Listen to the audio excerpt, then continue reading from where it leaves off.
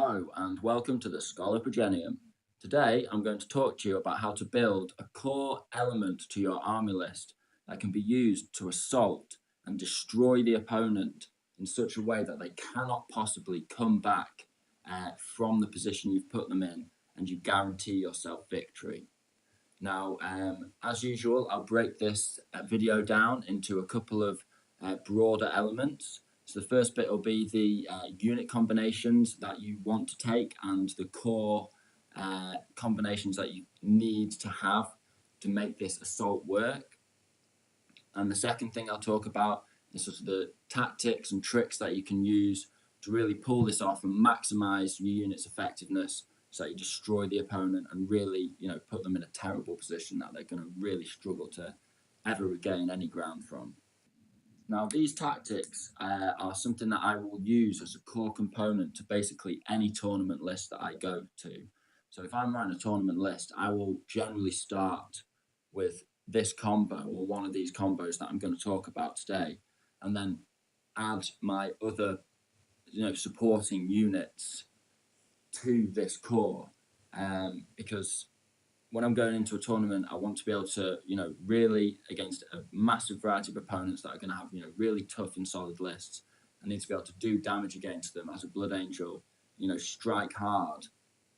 As an Imperium player, strike hard, and then basically mop up any surviving resistance. That's my overall sort of strategy going into a tournament. Now, I'm just going to read to you a little bit of fluff from the Blood Angels Codex, because I believe, plenty of fluff is really important. Whatever army you collect, doesn't matter, Tau, Tyranids, Blood Angels, there will always be a sort of fluff element to your codex. And if you read that fluff, it sort of gives you a clue as to the sort of style you should be playing this army in, how to make them effective, and sort of the way Games Workshop have envisaged this army is playing on the battlefield. So it says here, the Blood Angels are an aggressive chapter who takes the battlefield supported by columns of swift and deadly battle tanks, potent formations of elite assault infantry, and hurtling combat aircraft. Coupled with their tightly controlled ferocity and the Adeptus Astartes durability, they're a force that rewards dynamic, decisive play on the tabletop. And that is basically what I'm going to talk to you about today. So first of all, let's talk about the units that you want to include as a core component to this, major assault force. So you're going to start off with a couple of characters and a couple of elite assault units, and I'll go into more detail on those in a little bit. You're also going to need a Storm Raven and a Dreadnought. And then a part of this, and it's not a direct part of this, but a key element of this is you're also going to need a Predator or another juicy target to make sure that your Storm Raven doesn't get shot at or shot at too much in the first turn.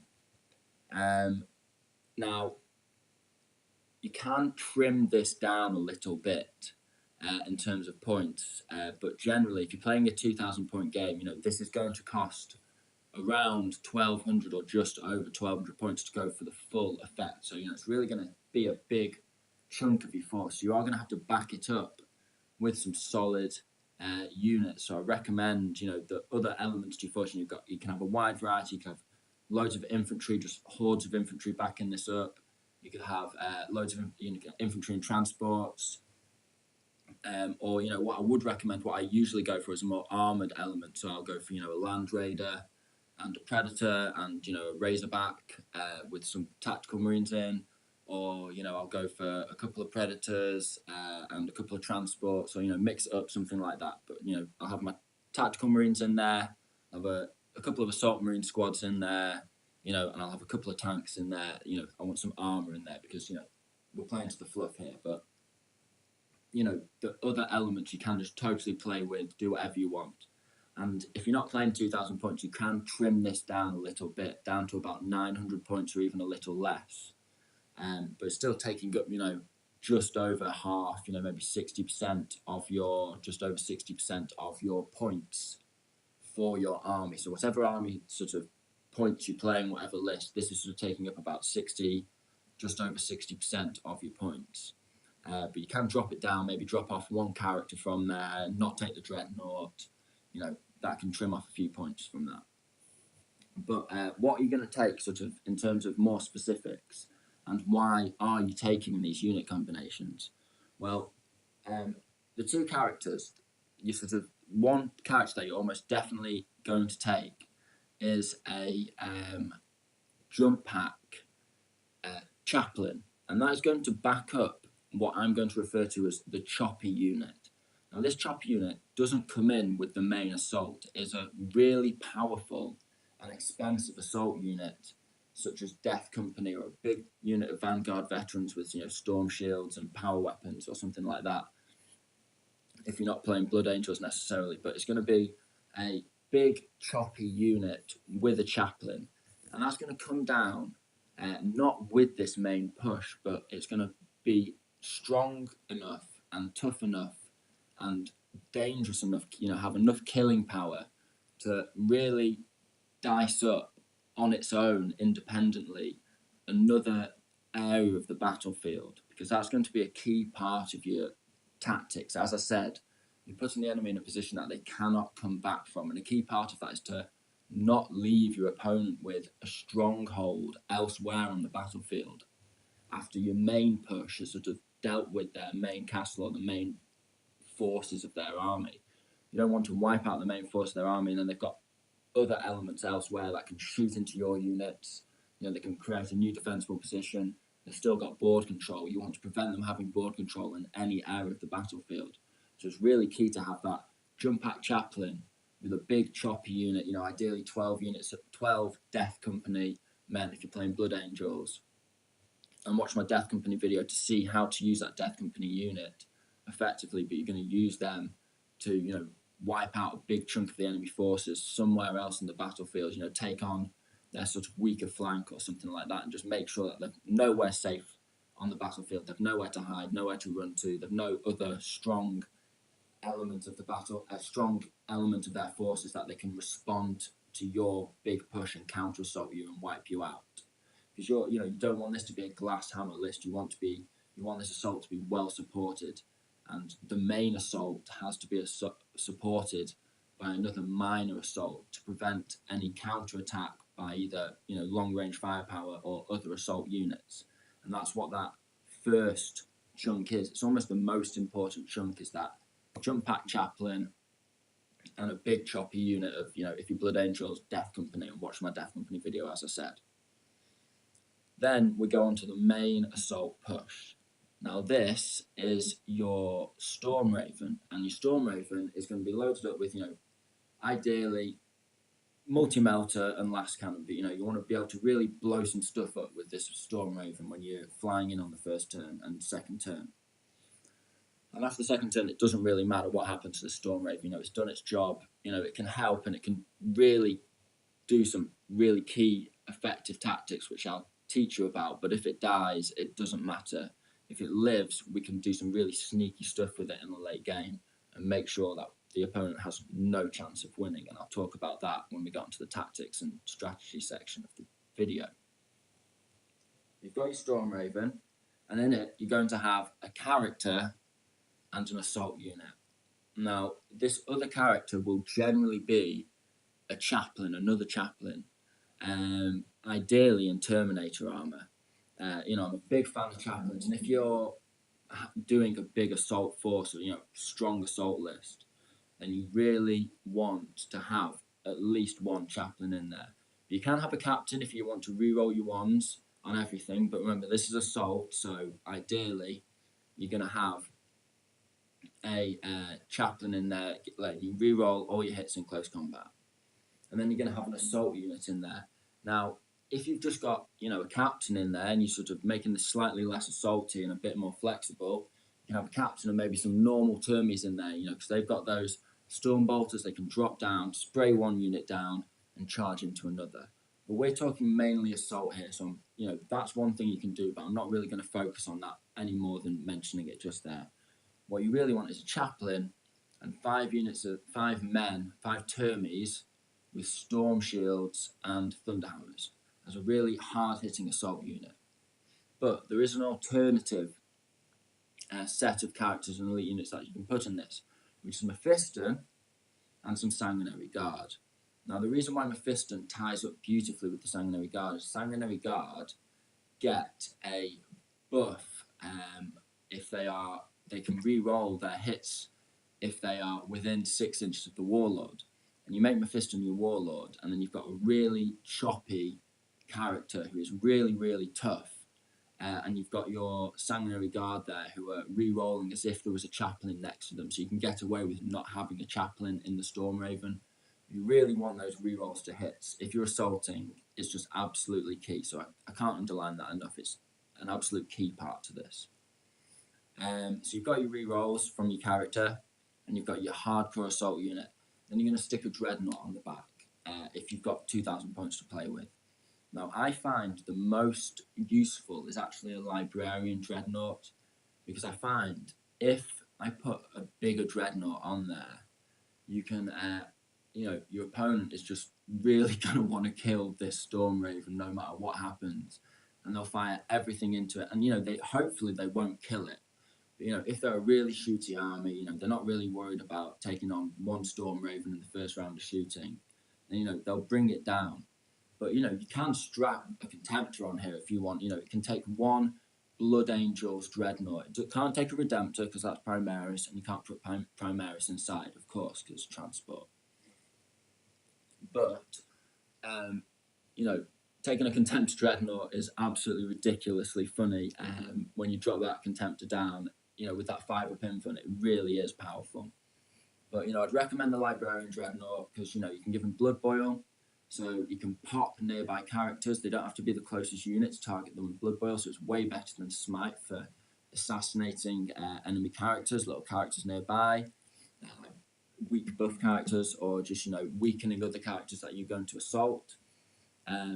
Because he has under 10 wounds, if you place him cleverly, he can't actually be shot at that easily in the return shooting phase. And, he can heroically intervene. He's pretty. He's just a useful all-round, relatively cheap, still very killy character that can help just buff this assault overall. So I would recommend actually taking a Librarian Dreadnought, but any Dreadnought will do. It doesn't matter. It's just there to give you that extra assault because you really need to be assaulting with a lot of stuff and wiping out multiple enemy units in the second turn, just all in one go. It's like a massive alpha strike. So let's talk a little more specifically about these combos that you can take and what kind of combos work well together.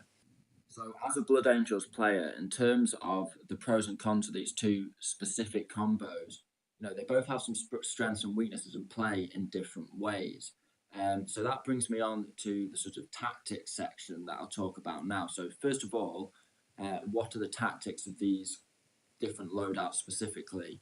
And then I'll talk about the sort of tactics over the course of a battle, the phases of the game and how you're going to actually use these units to directly assault into the enemy army, destroy key units, and put them in a position where they can never come back, and you'll defeat them and win the game.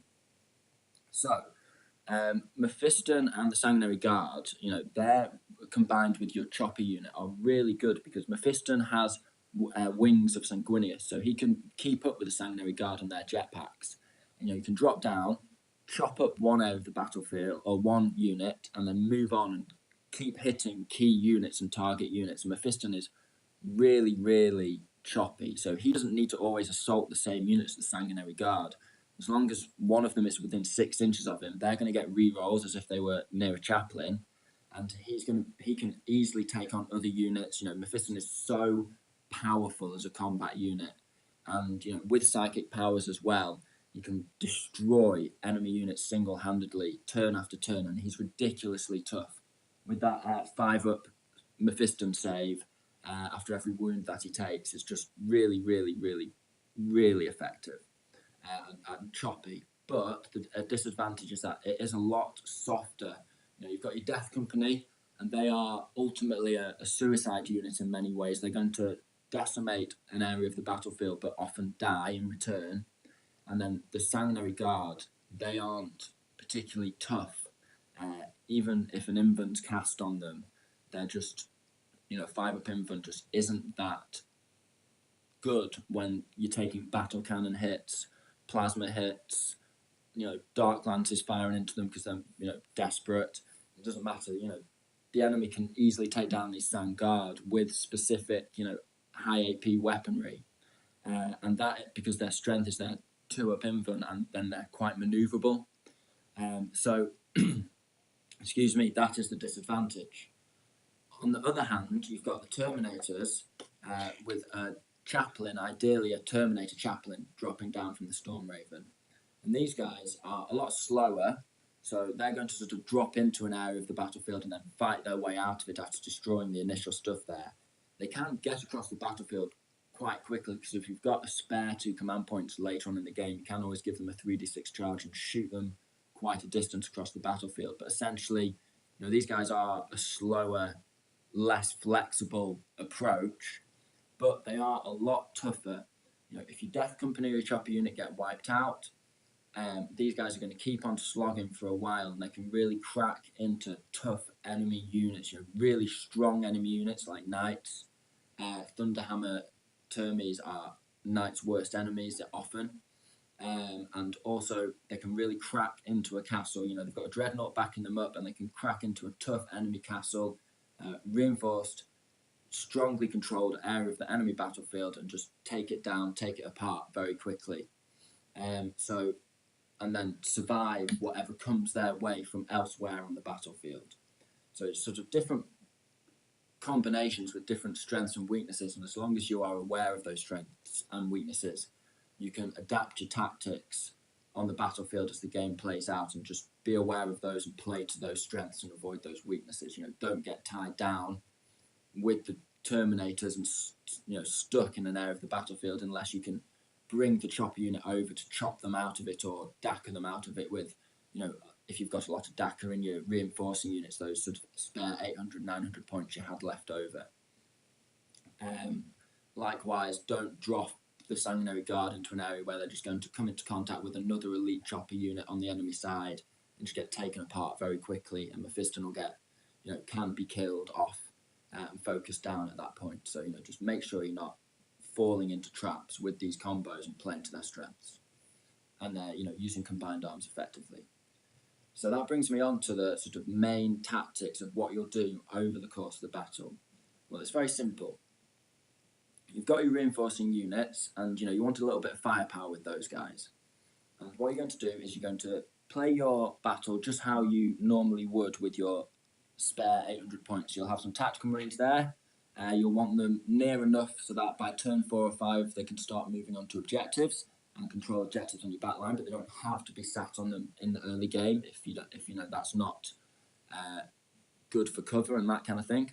And you're going to spend your command points on the first turn to make sure that all your units have cover if you don't get the first turn. If you get the first turn, you're just going to fly forward straight into the face of the enemy. But what you're going to do is you're going to set up your Storm Raven in such a way that it is not necessarily the most obvious target, which I know is difficult to say, but if you have a Land Raider closer to the enemy lines, and you've got a sort of castle that or something that the enemy want to shoot at, that's probably going to take your firepower down quite effectively, and is guaranteed to die, they might go for that.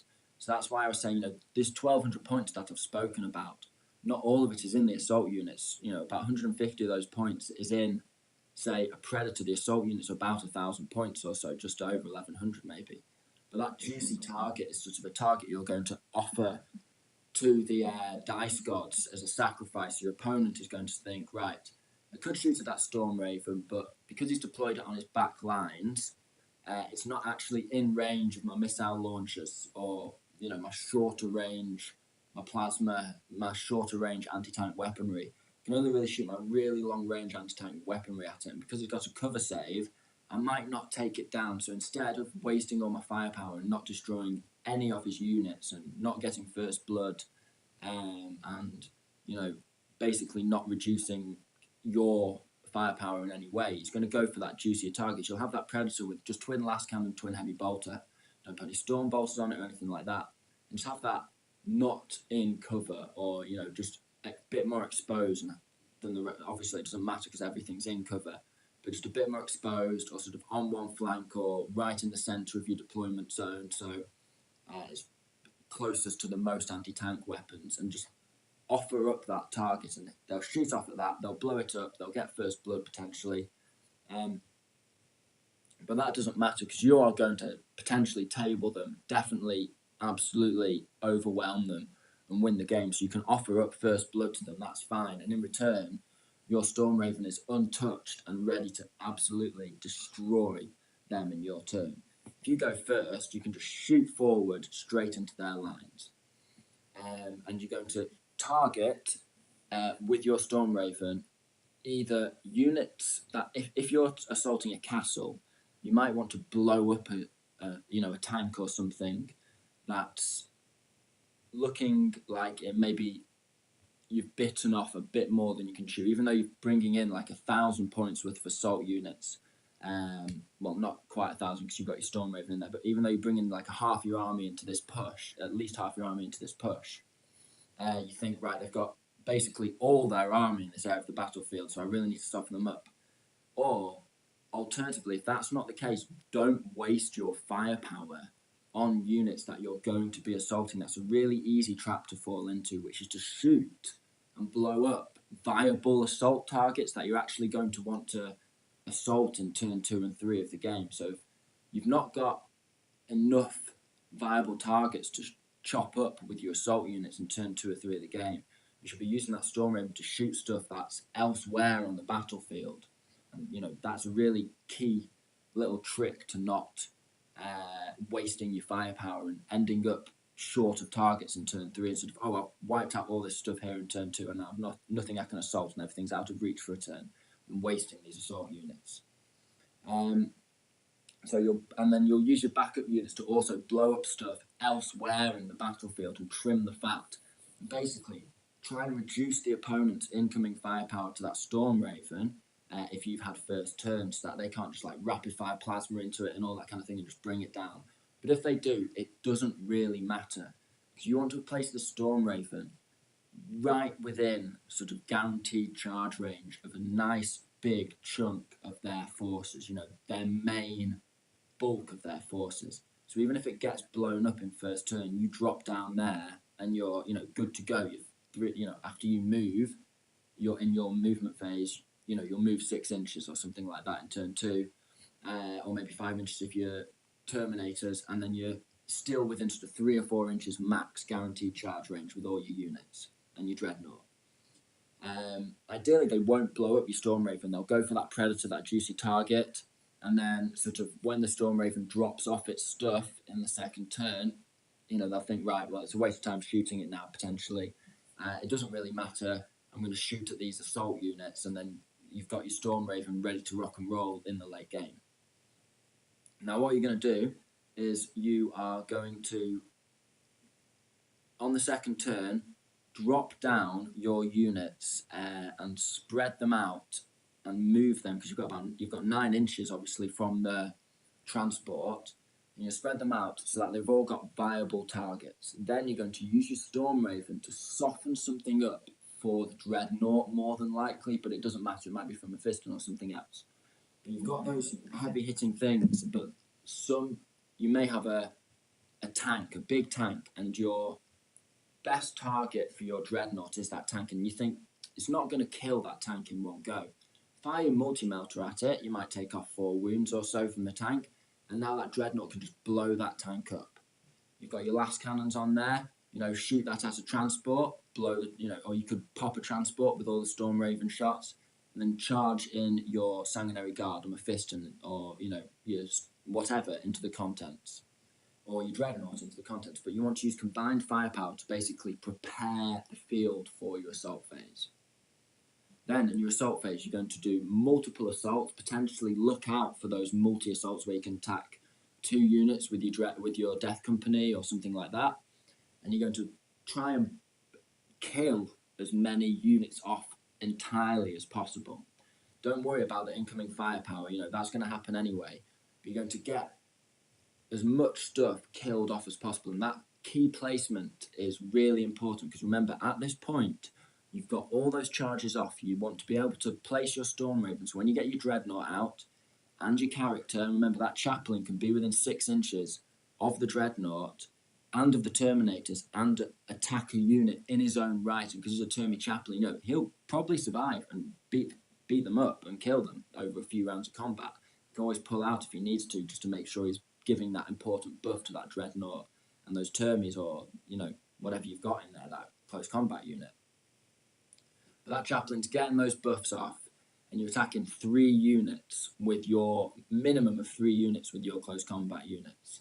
And you want to have used your backline firepower, your other 800-900 points of the rest of your army, and your Storm Raven if it's still alive, to prepare the targets. And you're going to weigh up when you place these units in the movement phase, what firepower is likely to do what. So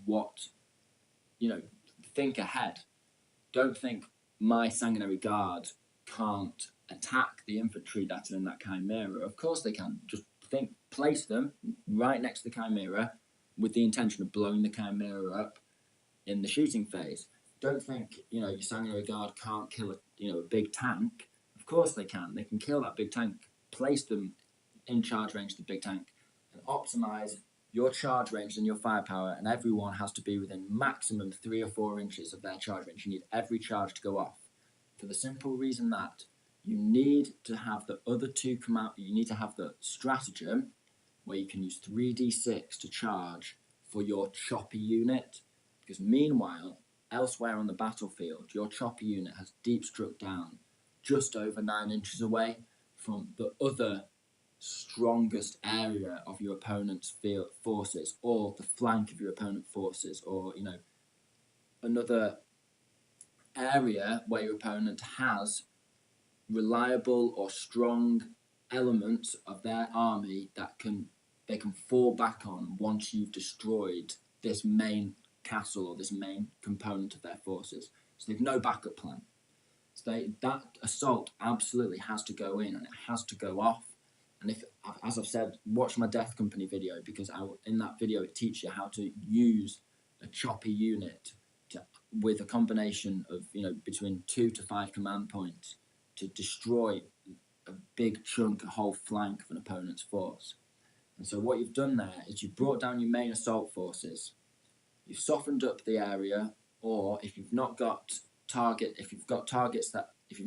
targets for those assault units because they're quite spread out in their deployment, you've killed off units elsewhere and trimmed the fat with your shooting. Then you've dropped in on the main concentration of your opponent's forces, their best bit of terrain where they've got 3 or 4 units in there. You've assaulted in, you've wiped them out, absolutely killed everything off. Elsewhere on the battlefield, you've killed off another flank, another concentration, a lesser concentration, but the other backup area of their forces. You've killed those off as well, wiped them out. And now, yes, they may have some quite solid units left. They may have some solid units in reserve.